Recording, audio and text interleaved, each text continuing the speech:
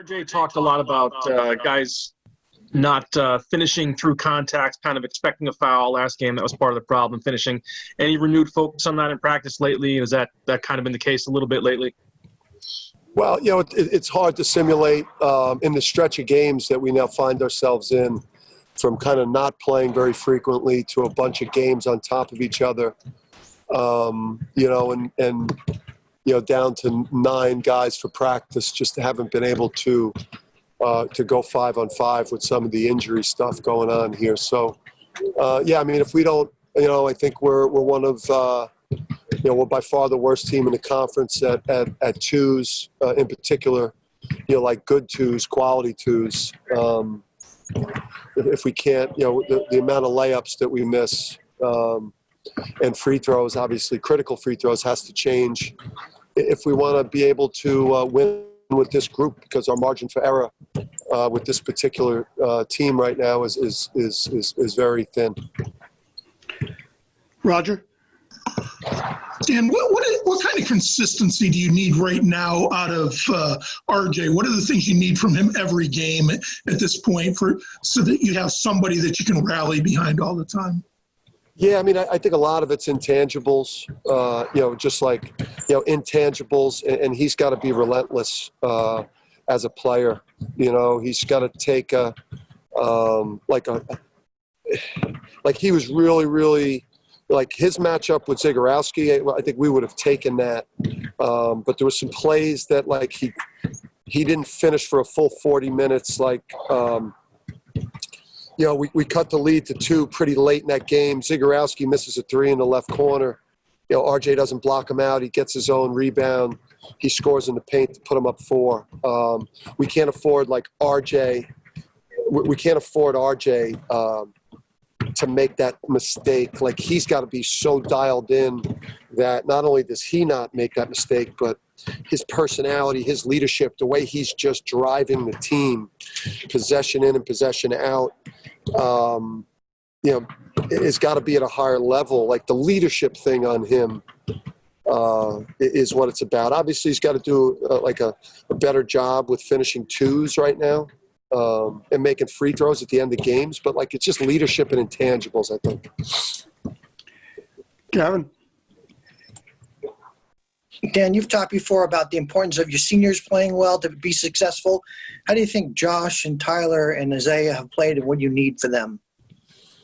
Yeah, we need more out of Isaiah, and we need more out of all 3.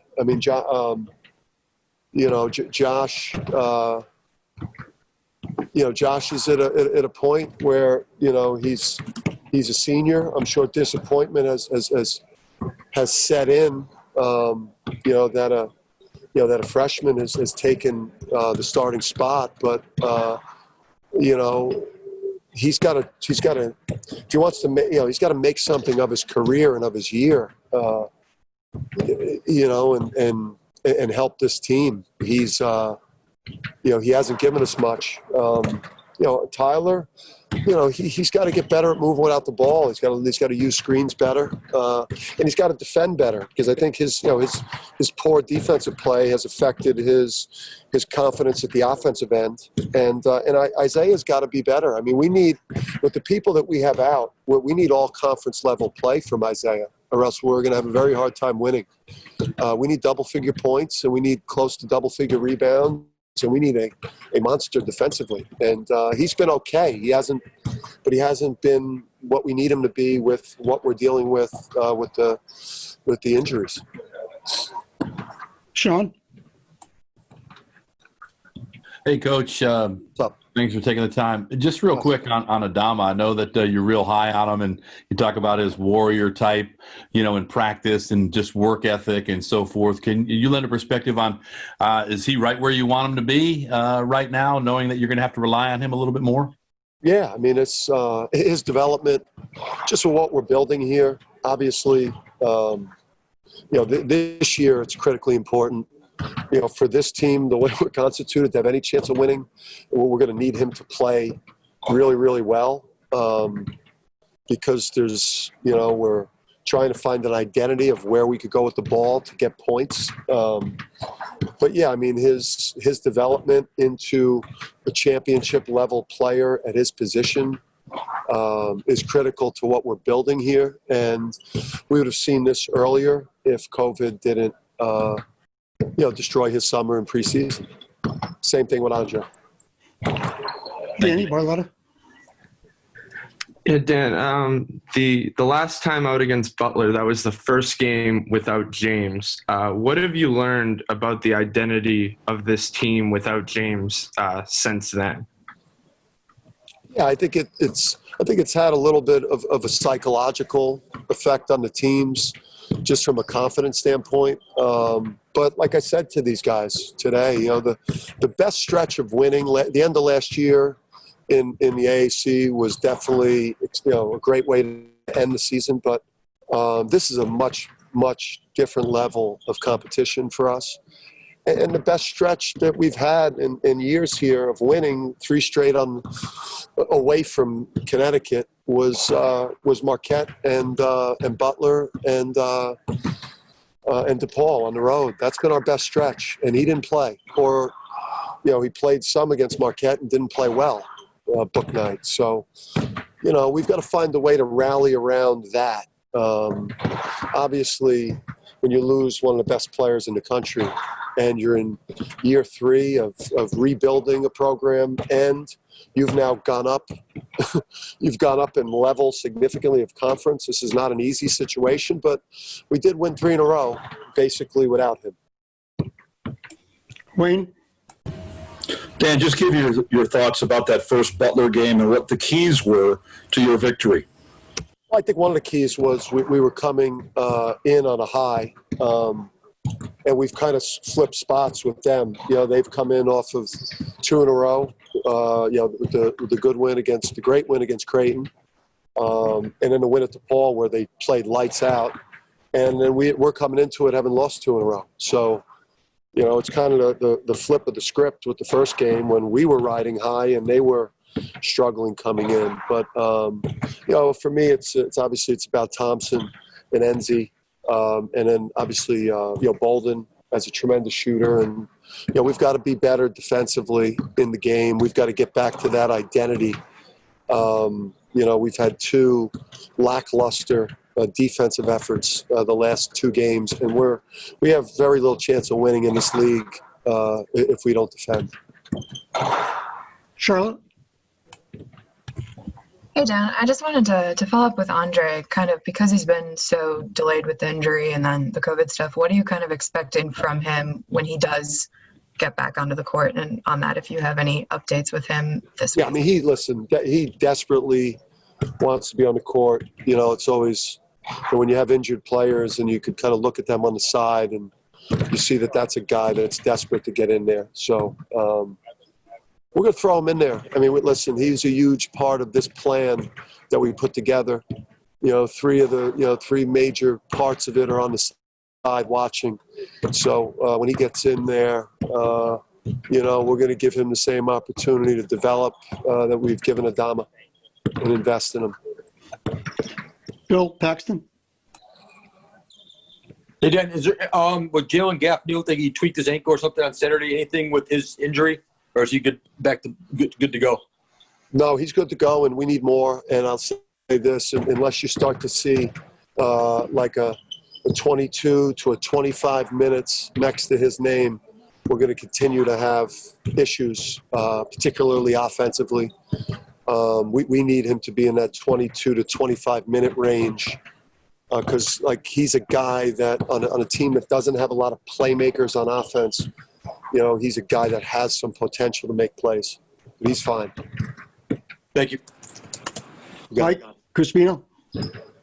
Hey, Dan, do you anticipate that teams will do what Creighton did with Whaley? It looked like they're laying off him, daring him to shoot the 3 at the arc, and to his credit, he's made some. But is that something you think you're going to see more of? Yeah, I mean, that's what makes it hard in today's game, playing two bigs. It makes it challenging. And he's got to step in and shoot it with confidence. And then if he's not going to shoot it, he's then got to get into a quick pass, follow ball screen or a dribble handoff, because if his guy is sinking in the paint, now if he gets into a screening action quicker or something with a ball screen, now that defender is in the paint, now will be late getting to obviously the handler or the offensive player coming off his screen. So he just can't hold the ball, man. Shoot it or continue to play offense, but you just can't kind of shot fake air. Gavin?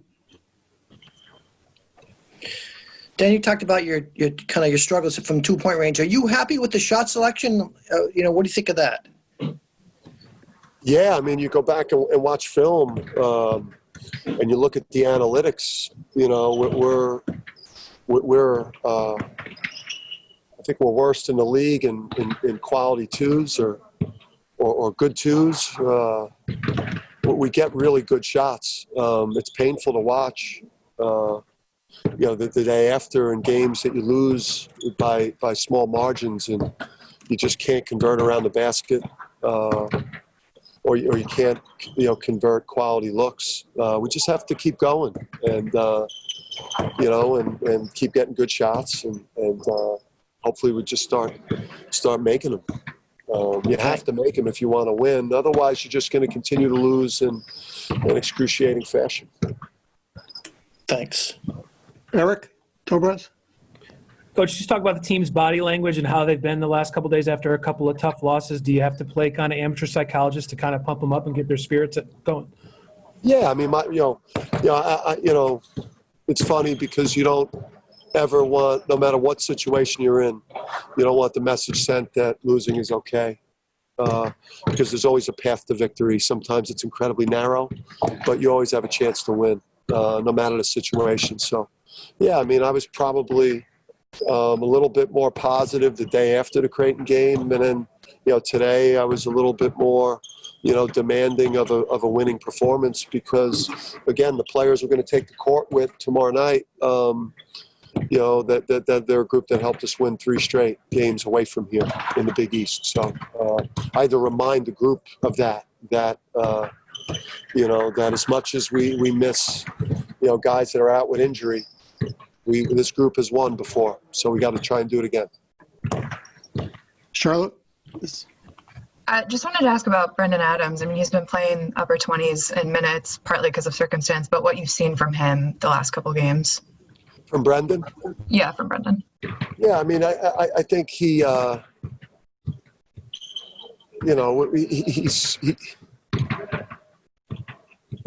we need Brendan probably to play with a little more offensive confidence here, and not and just be rock solid defensively and on the backboard.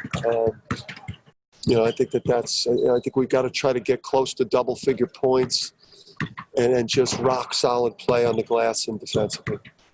So, we got to try to. He's got to deliver that for us. Okay, Dom. Dan, not having the numbers that you normally have, the fresh legs to run in and out, how much is that a factor in the defense in the second half? That you just don't have because the way you like to play, you need numbers, right?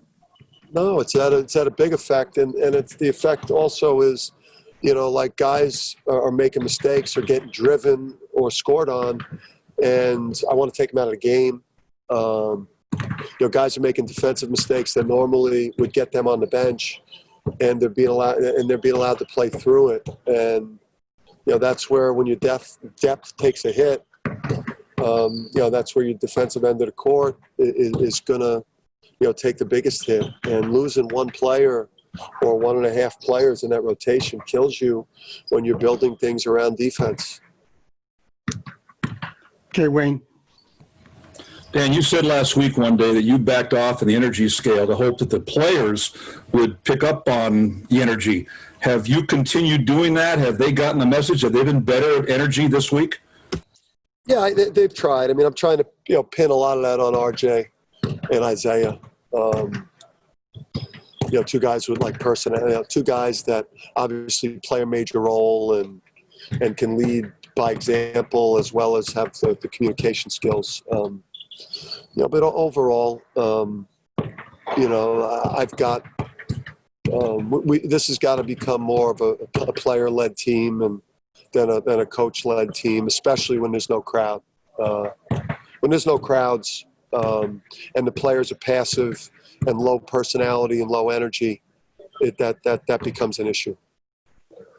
Got to have passion. Got to bring passion to this thing, especially when you don't have a crowd to pick you up when you're coming off of 2 straight losses. You got to bring your own passion.